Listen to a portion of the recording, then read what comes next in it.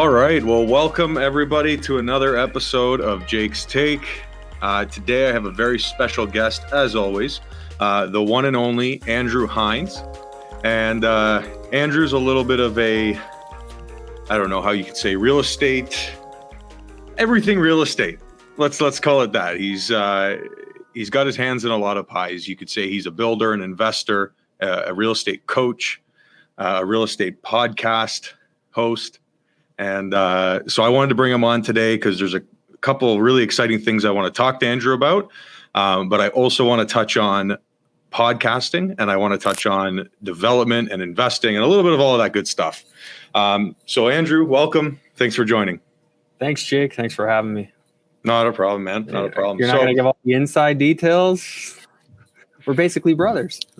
Well, that's it. So he's also my brother-in-law. I failed to mention that. But anybody who listens to Andrew's podcast, I think we've mentioned that a few times. And, today, Andrew, I do want to touch on a little bit of almost a sequel to the last time I was on with you on your podcast. Okay, yeah. And we were discussing investing up north, investing in vacation rentals, Airbnbs, and returns and all that good stuff. And, you and I, we've had a pretty exciting past, 4 months, 6 months with our new venture we're doing together. So we can let everybody know that. And I really wanted to dive into it and touch on that because it's exciting for me. And I think it would add a lot of value to our listeners. We're not given the location yet, are we? No, we'll not keep yet. It cryptic for now. Yeah, we can't quite tell where it is for a number of reasons, but yeah, it's going to be cool. That's definitely like you started it, right? Like you were doing the vacation stuff and got me interested, and I've been wanting to get into the Airbnb space / leisure space for a while in a way that I felt really comfortable with. As a plan B, that there was a good plan B there. And I think that we found that here. So, but I won't take away your wind here. No. So Andrew, you lead it. I'm going to let you tell everybody what we're doing, how we're doing it. So I think, you brought this idea to me, and then we approached a mutual friend, and then we ended up with a 4-partner combo here. A very of us, we're all experienced in real estate in one way or another. Lots of Airbnb experience in this group. There's construction and infrastructure experience on my end. I've actually never done Airbnb myself. I've done student rentals in the past, right? I mean, some of your viewers probably aren't familiar with me, so I just to give people some backstory. Like I started investing 10 years ago. Actually more than 10 years ago now, a couple of single family homes, then got into the States, then got into student rentals back in London, Ontario. Now I'm back in the States, in Florida with new construction, and, got a few properties in London still, and doing building out towards Sarnia, new construction kind of stuff. So like you said, done a few things. And then this is one more thing to add to the laundry list of things that I'm on. But this is a cool thing for me because this is an opportunity to really get good at delegating. We're quite a distance from this property. Obviously, none of us are going to be running this directly. Yeah. We're going to have to find a way to rely on a good team and build a good team. And that's something that I've already got a bit of experience in, and we're just going to be taking that to the next level. And I know you have experience in that too, Jake. So that's fun. But as far as Andrew, what the property is, and I'll just have to pause and just say, just so if anybody doesn't know, or if they haven't listened to your recent episodes or my recent episodes, so we are talking about a trailer park. Yeah, so trailer park up Northern Ontario, we'll say for now, and it's got a good number of spots. I think we're ballparking 50 trailer sites. Many of them are actually fully serviced with even sanitary connections. And but there's a lot of acreage there. And so we've been up to the property, we've walked it, we've done a few different, looks at this property to say, what can we do? And I think for all of us involved, it's just like, wow, there's so many things we could do, so many ways we could run with this and make money. And the one way that probably won't be our go-to is just to rent it on, a standard seasonal rental like most trailer parks would, because that's, just given the price that we're paying and some of those details, that's probably not the best way to profit. But, Jake, you and I, we've talked a lot, and you have a lot of great ideas on this. So I'm following your lead there, but, we're talking about glamping, walk-in camping, where you can maybe stay in a yurt with a bed, but you don't have a bathroom there. You still got to walk to the main bathroom. So you kind of get to be with wilderness. It's camping light. We've talked about tiny homes on wheels that we can do, and that passes zoning, and connecting them to the sanitary. So basically people can come enjoy the wilderness, be close to many attractions in the area that are, highly desirable, and kind of just see everything that area's got to offer. And this particular area, without giving too much away, there's not a lot of hotels, places to stay. And so I think our place is actually going to get a lot of traction from people who just want a place to stay. So again, it's like world is our oyster, right? Like we've got so much to think about, so much to talk about, so many ways we can go with it. But I think we're on the same page here. Like we're kind of starting off with whether it be tents, yurts, some form of glamping, like glamorous camping, although it's not that glamorous. But something we can put on Airbnb and it'll get there one day, right? Where that's what we're working on. We got to make it cool, right? I mean, I think everything like in this space, like you got to give people an experience, and better than I, like what it's like to be in this hospitality business. And but I just know from being married to your sister, what that's like. We've stayed at nice places, and I know what I like, what I don't like. And it's like the same thing I did with student rentals. I never necessarily stayed in the nicest of places, but I knew what those nice places had, and I knew what I would have appreciated as a student. So I look at this and I apply the same model. If I wanted to go camping, but not really like have to pitch a tent and throw a sleeping bag on the ground, what would I want? And how would I want to make it? So and that's spot on, right? Spot on of what I think a lot of people are looking for these days, and what's really taking off in these areas. And it's a bit of a hotel adjacent, right? Like if I'm not going to stay in a hotel and I'm not going to go do the full cottage thing, what are my other options? Well, what if you can't get a cottage, right? Or it's not as maybe the cottages you can find are not in this immediate area, and you want to be in this immediate area. Or what if you can't get a room in a hotel? Exactly. Yeah. It's a hotel light, like you said, or a hotel adjacent, where maybe it's a little cheaper, but it's an experience, and you won't be upset that you did it. So and Andrew, I have to ask. So I was speaking with one of our partners the other day about the site, and we were kind of talking about, hey, like where do you see this going? What do we see the future of the site, or the future of our group here? What is this site open for us? What's this gateway going to lead to? Mm-hmm. And that really ties in with the theme of this podcast, which is, success and how that works and how that forms for everybody. So I'm curious to get your opinion, because we haven't talked about this, right? We've talked about a lot of the micro day to day, how to manage, how to operate, what we do, but let's talk kind of big picture. Because I'm very curious about it. But what do you see with this site? What's your A, B, and C with it? And what's the big picture for you in the future with this? Well, I mean, I think this all started with wanting to own land. So land is huge. I mean, they're not making any more of it. So, I mean, I guess more correctly, owning the title to land. And that's a lot of acreage here. I think, we're getting close to 100 acres and, a lot of wooded areas, a lot of areas. There's some trails on the property that go straight to, more main trails for snowmobiling and ATVing, what have you. So there's so much there. And I just look at how dense urban neighborhoods get and how houses get packed tighter and tighter together. So to control 90 acres just fundamentally is something I really wanted to do. And, so that's part of it. I think that there's a huge net worth play here. I don't think any of us coming into this, we're thinking, that we're going to live off the cash flow on this. I think a lot of us have, we all have the same goal in mind, is that we want to roll all the cash flow back into making this place better and better and more profitable as time goes. Right. And so I just see an opportunity to kind of create something, get it up and running, and then just constantly keep optimizing it, and then using that learning to help implement that on other areas, right? Because if it works here, we can do more of these projects. We can find more ways. And I just think with this whole tiny home movement, this movement towards kind of offering people experiences, there's so much we can learn and use from this experience to grow and build upon elsewhere, which will tie into overall success in life. I'm already thinking, can I apply this in the Burlington area? Is there a place that I can do this here? Yeah, and I think that's how we all think, right? It's Well, I mean, but like people from like down London way, maybe they want to come up and spend some time here. We got wine vineyards not too far. We got some cideries not too far. There's there's a lot to do in this area that, just because we're from here, we don't necessarily think that way. But I think more and more so, especially with the lockdown in the last 2 years, people learned how to explore their own backyard. And Yes. I think that that's a new trend. And I don't think that's going away anytime soon, because Ontario is, beautiful. There's lots of beautiful landscape here. So I know that was a long-winded way of talking about success, but for me, I want to do bigger. Like I've been thinking bigger and bigger. Like small projects don't really thrill me. Sure that you can pay the bills with small projects and what have you, and I'm not poo-pooing that, but I really wanted to get into some bigger stuff, and this is a step in that direction, because we were looking at multifamily.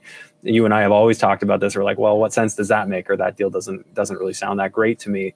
When you're buying stuff that needs work and you're buying it at a 2 cap, and a lot of it, you have to kind of like take this leap of faith that rents keep going up and all this happens. Whereas I think what we're looking at here with this project is we can already see examples today of how this could be profitable. We literally just need to choose our path and do it.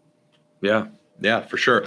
Yeah. And I know that's something, again, we've spoken about in the past. And so moving from this site, so let's say, 3 years, 4 years in the future, 5 years in the future now, do you want to use this? So you said a net worth building asset, right? And that's why we're doing this, because it's going to build our net worth. But what are we going to use that for, right? Are you thinking about buying more land in the area? And what's your retirement in the next 5 years look like?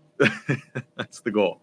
I mean, what's like for me, I think I've said this on my podcast many times, but like success to me is basically being able to wake up any day and say, I'll do whatever I want today. Yep. And I mean, eventually when it makes sense, pull money out of this. But right now it's more, you create that net worth. If you have an asset worth $10 million and you only have $2 million of financing on it, we could refinance that to say 60%. And now we've each got, $1.5 million or $1.25 million to play with that we can use in other ventures to build our net worth even further. And so anytime you can use leverage and get into like a commercial property like this, where people are valuing it based on a cap rate, which is a rate of return. If we can go in and increase operating income and just make this place this dynamite resort that it wasn't before, we've created value, and we've created value in an exponential way compared to like when people go work a job, they earn an hourly. We can add millions of worth to this property just by making it more appealing and being creative. And so in the bigger picture, I just think this is a much quicker way to get to a larger net worth. And then of course one day, maybe we agree that we want to sell it and we do it all over again somewhere else. I think what it comes down to is you got to enjoy what you do. And if it's not fun anymore, I'm very much that personality. Like I want to be into what I do, because then I don't mind giving it all my free time. I'm up at night planning it, and whereas if I've gotten bored of what I'm doing, then it becomes a chore. And that's not where you want to be, right? That's bang on, Andrew. Like that's what I was looking for. Like honestly, because I know that's how you feel about it, and that's really what I was wanting you to say. And it's the same for me, right? It's I've always had this enjoyment out of, I don't know what, let's call it hospitality, right? But I always enjoy a good review or giving somebody good experience. And that's where I've really tapped into the Airbnb and short-term vacation stay and all that, because I thoroughly enjoy it. I love when a guest leaves and leaves me a good review. That's worth more than, and I'll say this lightly, that's worth more than, the paycheck that comes along with it, right? Like that's what really gets me out of bed in the morning and goes, oh, that's awesome. Like, I'm really happy to hear that. Or how can I make it better? And that's what I'm super excited about for this site, right? Is we have that on a large scale, and let's just make unique experiences for everybody where they go and tell their friends and post it on social and all that. Well, conventional thinking is that, you're not going to like your job necessarily. You work hard. It's the right thing to do. Go get a job. And, I don't think enjoyment was ever something that people taught when we were younger, right? Like it's just go get a job, a good job. What's a good job? Like a steady paycheck with a good pension. I don't think either of us think like that. I don't think most people in the real estate space think like that. We realize that plan is silly. And, there is a way to have your cake and eat it too, so to speak. And I think that's something I've done a lot in the real estate space. I've enjoyed a lot of what I've done. And then the second it starts to get a little bit monotonous or boring, I try and either delegate those parts that I don't want to do anymore, or switch to something that is exciting that I don't mind being involved on. But that's the natural progression of things. And it's cool to be in this space and to have the opportunity to do this kind of thing. And who knows how we'll feel in 2 years after doing this for that long. It's going to be, it's going to be a fair we'll do bit another of work. podcast at that time. Yeah. We have so much to learn, right? Like none of us have actually owned a trailer park before. So this will be, we've had adjacent experiences that will help us in this endeavor, but sometimes you just got to jump in and see how it goes. No, that's a good message, because you know what, I know even in the real estate space, I find I always run into people who they're doing well as investors, they're investing, right? And they're kind of, rinse and repeat till satisfied, but they're not satisfied with what they're doing, right? They're similar to what you said, right? Where it's, okay, I've done the BRRRR, I've done the flip, I've done a multiplex, I've done 2 multiplex, right? Now what? Because this isn't enjoyable anymore. Like this is a well-oiled machine, right? Yeah. And it's kind of lost its spark or its flair for me. And what's the next thing? So I think it's really nice to see more and more people. And I know we're not the first to invent a glamping site. I'm not, that's definitely not what I think, but I slowly see more and more people look for alternative ways to invest. And I think that's the way to drive forward and be successful is really finding those alternative methods. You have to be creative nowadays, because everybody's going after the cap rate. That everybody hears that London, for example, is like a great market. You can cash flow in London, and then before you know it, the prices of an average house in London have gone up 300%. Well, that was the conversation 4 years ago. Yeah, right? like now it's if you find yourself on the side of the majority, it's time to pause and reflect. That's a Mark Twain quote. And if you're not being creative, then you're going to be just picking up the scraps, right? You're going to be finding very cash tight property investments that are very slow growth. Now, all real estate investment seems to make people winners these days, but I remember real estate investing back when you didn't go up in value $100,000 a year. The first 5 years of owning, my first couple of properties, they basically went up they didn't go up in value. Like maybe $1,000 a year. Like if I'm lucky. And when you think about it in terms of that, like you're not just going to get this instant payday out of the value of your properties. You have to start thinking of other things you're going to do that are going to make your properties go up in value, forcing the value up like we've done, looking for properties that other people can't see the value in or aren't willing to put the work in. That's stuff I've looked for. And then, of course, with something like this, I think most people, when they get into a property like this, they wouldn't dream of going away from the original purpose of the property, doing something so drastically different. Yeah. That does take a certain amount of boldness, a certain amount of not being in the box so that you don't think in the box. And I think, our not having done one of these sites in the conventional way before actually almost helps us. It helps us to be innovative and see what it could be without thinking inside the box of what it has been. Yeah, no, for sure. And just switching gears a little bit, because I want to talk about this as well, is at the beginning of the podcast, you mentioned investing in Florida and investing in the States. I know you did a little bit of that in the past. I know you're doing, like you said, some now.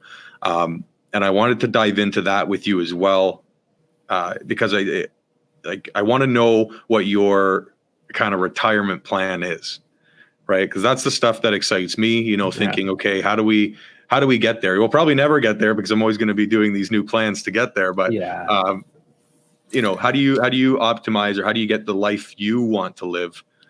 And is that what Florida has in store for you, or is that?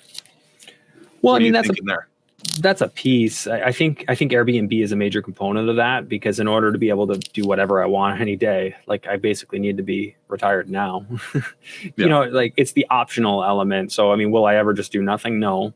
But the more I can create automated cash flow in my life, the more ability I have to say travel, to basically not work certain days, or delegate things out, hire good help. It all comes from cash flow. So whether that be investing in high cash flow markets that are further away, or getting innovative and adding in an Airbnb component. And I think Florida is, obviously it's far away from here, but so what I'm doing is I'm building new construction homes. So I scooped up 5 lots already in Cape Coral, and I have one of them ready. I've signed a contract, so we're going to be going in for permit on that, start building, and then just basically repeat. So I'm going to do one of them, keep that as an Airbnb, and then when I'm around, if we're down there, we could use it, or maybe we just check in on it. I just like having the option. I want to have land, have property in those areas, and have it pay for itself. The big thing is cash flow. Like I know the key to wealth is holding onto real estate for the long term. That's where the wealth for retirement comes from for like so many real estate investors. But cash flow is that part that allows you to make it that long term, and then of course allows you to be more free. Like I've been able to create quite a bit of freedom in my life by running my own company, where I have the ability to delegate. No one's measuring the number of hours I put in. It's about results. That's it. You're not going to be able to do that if you work a salaried job and you don't have something on the side where you can exponentially grow your income, not relative to the hours put in. Yeah. And real estate's that game. And in Florida, Andrew, just for the listeners, so you're doing some custom homes for spec. You're going to build it's spec. Sell, it's all spec. Yeah, just spec. Build to sell. There's a builder that I connected with through. I went to the RIA meetups down there. So I was down in Florida from the end of January until mid-May of this year.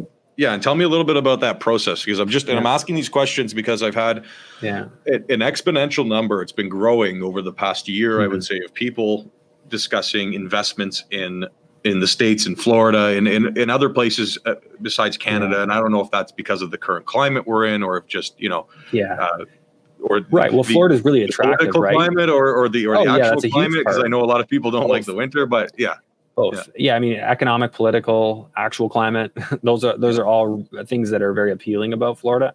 So we went down. Ontario was locking down harder than ever at the time, and Jordan and I just said, no way. Like we're not going to sit inside in the cold, dreary winter.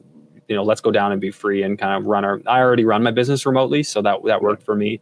And Jordan was able to make that work with work. So we went down, and then of course, when I got down there, I had the goal of investing down there. I knew that with what was happening in Ontario, that I wanted to, let's call it diversify a little bit and internationally diversify.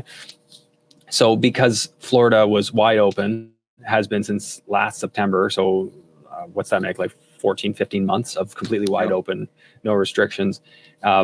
I knew that they were going to be attracting a lot of people who resonated with freedom and wanted to go to an open state. And they've had a lot of immigration because of that. Their ports are open, their business and the doors are open for Florida. And then of course the climate's great. That's not going anywhere. People have always loved Florida for that. And then, just speaking anecdotally, like down in Naples, like never seen it so busy. Been going there, as for since 2013, busiest I've ever seen it. And even talking to the locals, they're like, well, normally when the warmer months click around, once April clicks around, people leave because it gets too hot. They get out of there. And I've been in Florida in the middle of summer. It's not pretty dead, not exactly fun. Yeah, it's hot, and so there's that, but people didn't leave. So traffic is still crazy jammed. People were like, no, Florida's too good. We're staying here. Right. Because it was normal life. When the rest of the world's locked down, it was just normal life. Down there for the most part. Your servers at the restaurant still wearing masks, but so I saw the writing on the wall. I saw the stand that Florida was taking and staying open, and I'm like, this is a place, and relative price point in Cape Coral, you can still get a 3-bed 2-bath with a pool for like $400,000 in Cape Coral. So there's just so many reasons to like that. And I think one of the biggest selling features for me was relative price point, because when I take a risk on a property, if I was going to build a spec home, you got to bet that I'm going to have a good plan B, and that's to rent out the property. And so if plan A doesn't work to sell it, then I can rent it out on Airbnb, and then plan C would be to rent it out just regular if that wouldn't work. So there's just a lot of different ways that it could have been done.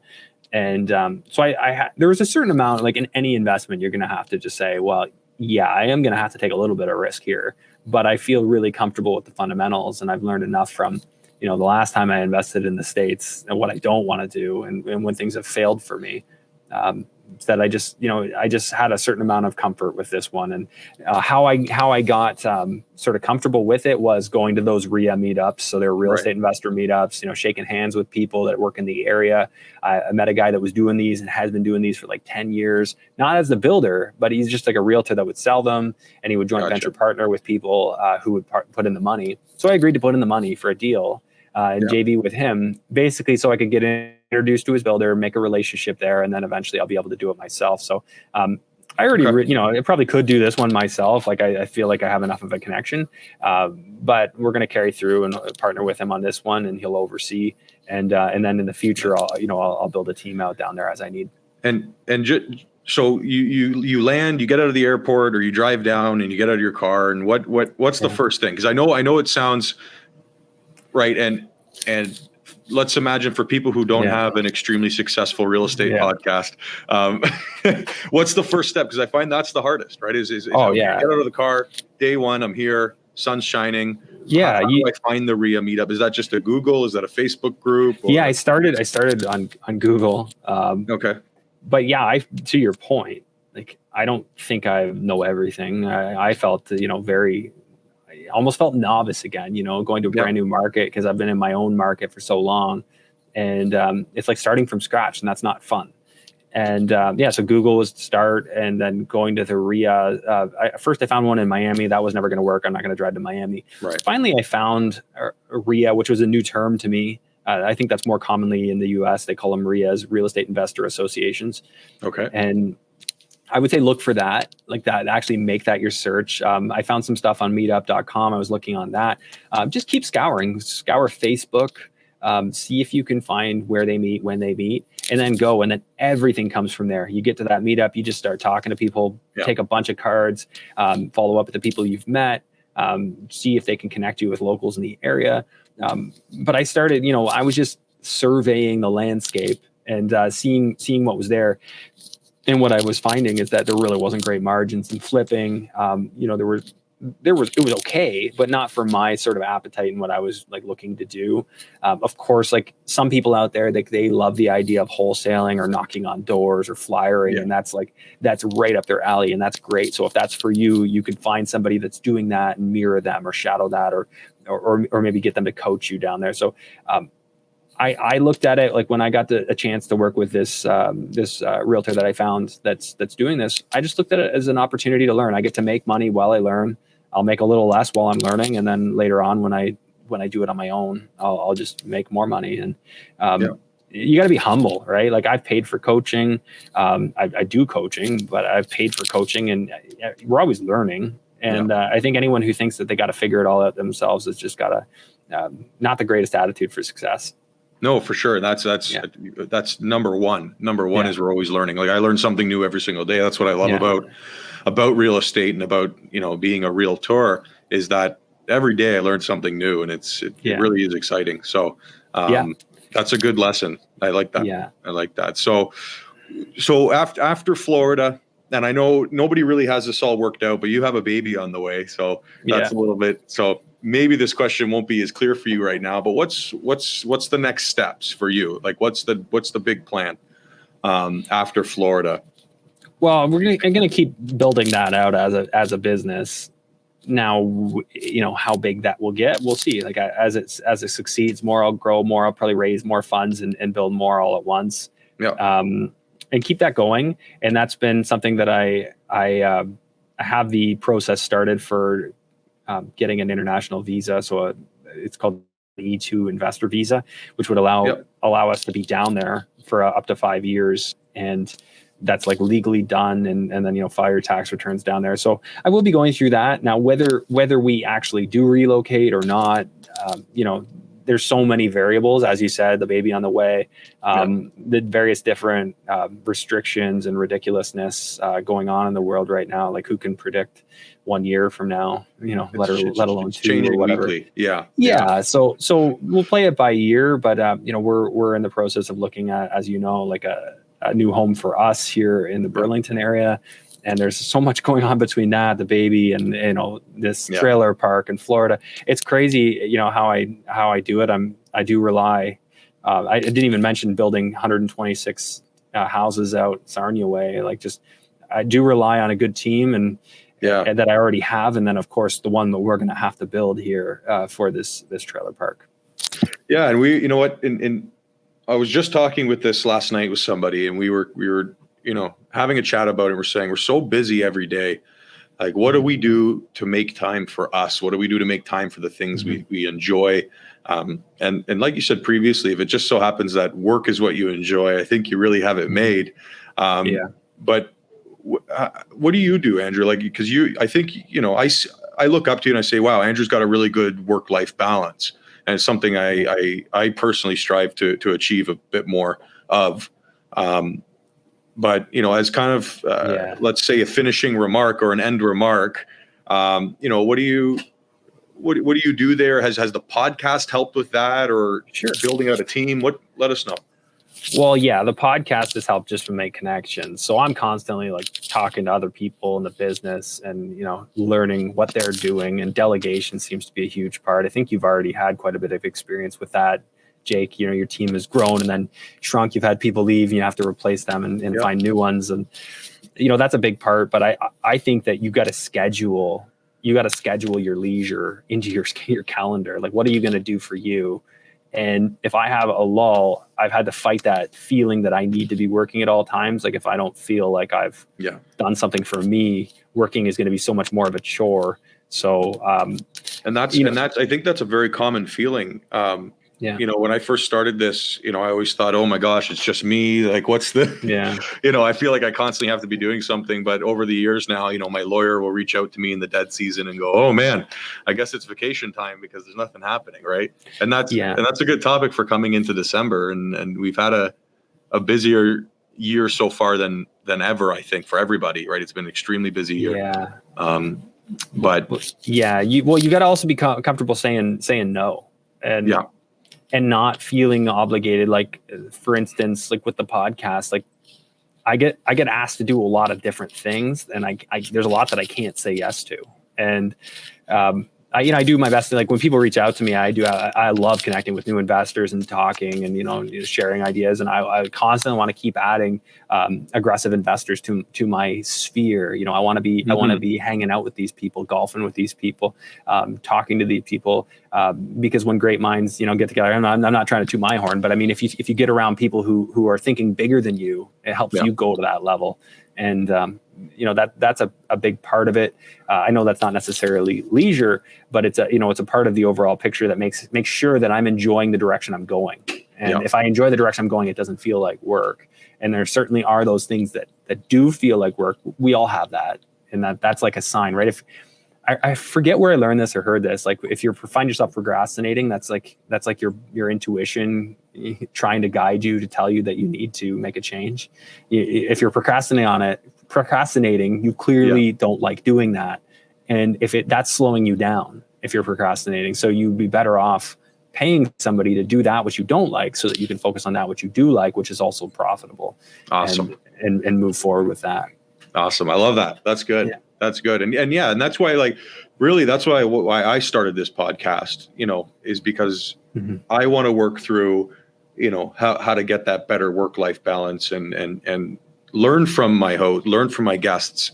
Yeah. And if I can bring other listeners and viewers along for the journey, I think that's amazing. And that's why I'm really doing this, that in combination of my media team, kicking my butt to do it. But, it's so far, episode 4, episode 5 here, and I've already learned a ton, and there's a lot more to come. But you have good mentors too, right? Like, you got a great team that you work under, but you're also building your own team too, right? Yeah. I mean, I always say this to anybody, like, don't take advice from just anybody. Like, go find somebody who has the results that you want and go ask them how they're doing it, right? Like, you don't want to go find somebody that has a yacht, but they work 80 hours a week and don't seem happy. That you don't want that guy's advice. Maybe you can take some of his advice at how he did it, but the balance, like you're saying, you want to find people who have balance, figure out how are you doing it.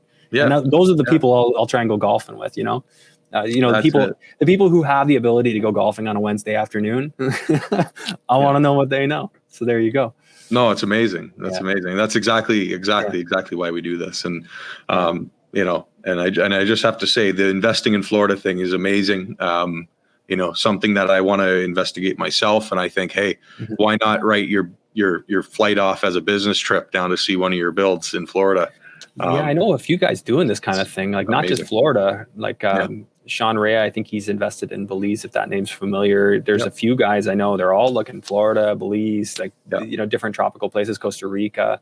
Because you can write off the flight and go see a beautiful place. Well, that's it, man. Like being almost forced to travel, right? Where it's, hey, like my retirement goal, I asked you the question. I'll just quickly, touch on what my thing is, but I would love to be in a position where it's, I have a couple Airbnbs in Baja Peninsula, Mexico. I have a couple in BC. I have a couple in Belize. I have, you know what I mean? And it's the, hey, I got to go check out my mountainside Airbnb in Thailand, and check how that's doing, because I heard, so that would be really, like, that's my goal. That's my dream to have, right? And I'm working on it. So what's cool about that is like multiple streams of income too, right? You got, a little here, a little there. And then there's other ways, like, eventually this podcast will probably grow to this thing that you'll be monetizing in ways you can't even imagine now. And I think that proceeding in a direction that you enjoy, just good things will come. So keep doing it, man. No, that's awesome. Well, I appreciate it, Andrew. Thank you very much for coming on. Always words of wisdom from you. And again, I wish you the best in Florida. And obviously we'll probably talk right after this podcast. Yeah, we'll be talking. We have stuff to do. Again, appreciate you coming on, and we'll definitely pick this up in in the new year at some point, and kind of do a part 2. We'll have to recap on how we both feel about this deal in a year's time at least. 100%. Right on. All right. Thanks, Andrew.